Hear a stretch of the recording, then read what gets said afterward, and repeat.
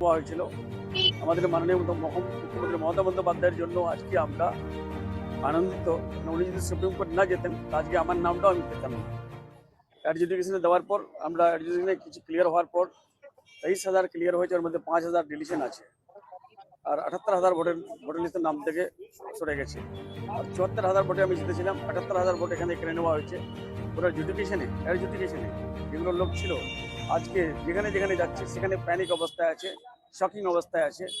আর heart অনেক হয়েছে মানুষ সবসময় আমার নামটা না আসলেও চলে যেত, কিন্তু 78,000 লোকের নাম আমার দরকার ছিল।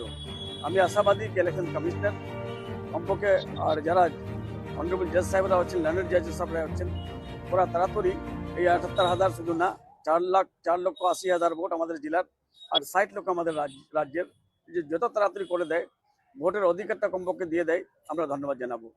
আর আমাদের মুখ্যমন্ত্রী মমতা বন্দ্যোপাধ্যায়কে আমরা ধন্যবাদ জানাচ্ছি। উনি কালাকোট করে যদি সুপ্রিম কোর্ট না যেতেন, তারপরে যদি ধর্নাতে না বসতেন, আজকে আমরা অ্যাপিল করার জায়গাটা পাতাম। অ্যাডজুডিকেশন ওনার জন্যই হয়েছে। আর অ্যাপিলেট অথরিটি যেটা আমরা পেয়েছি আজকে অ্যাপিল করার জন্য, ওটা আমাদের মুখ্যমন্ত্রী মমতা বন্দ্যোপাধ্যায়ের জন্য আমরা পেয়েছি। আমি আমার মুখ্যমন্ত্রী মমতা বন্দ্যোপাধ্যায়কে ধন্যবাদ দিচ্ছি। নমিনেশন আমরা তো দেবো, 2 তারিখে নমিনেশন দেবো, কিন্তু আমি হতাশ ছিলাম, আমি শক ছিলাম, আমি পেন্ট ছিলাম, আমার ডিপ্রেশনে ছিলাম। যে নমিনেশনটা বড় ব্যাপার না, নমিনেশন আমি রব্বানি এক রব্বানি না হলেও চলে যেত, কিন্তু 1,000 রব্বানি এখানে তৈরি হতো নমিনেশন করার জন্য, আমি তৈরি করে দিতাম। সব থেকে বড় খারাপ লাগছে কি নমিনেশনটা করতে যাব আর লোকগুলোর ভোটার লিস্টের নাম উঠছে না, করে নমিনেশনটা ভালো হবে। এটাতে নমিনেশনটা ফিল করতেও গিল্টি ফিল হচ্ছে। লোকের ভোটের অধিকার ছিনে নেওয়া হয়েছে, অধিকারটা যদি না আমরা দেওয়াতে পারি, তো আমরা কিসের পাবলিক রিপ্রেজেন্টেটিভ?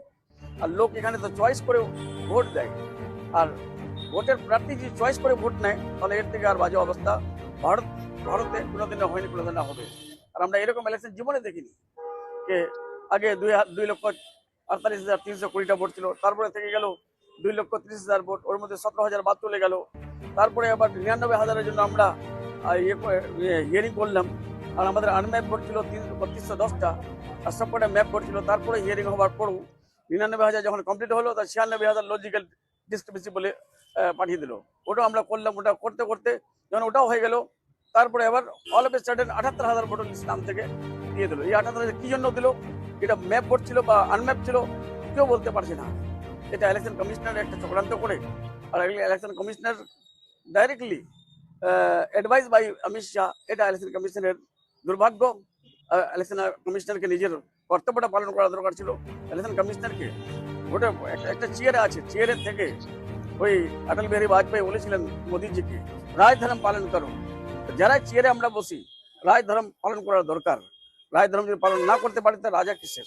বিষয়টা হচ্ছে এই যে 78,000 ভোট যারা বিচারাধীন বা অ্যাডজুডিকেশন রয়েছে, এই 78,000 ভোটে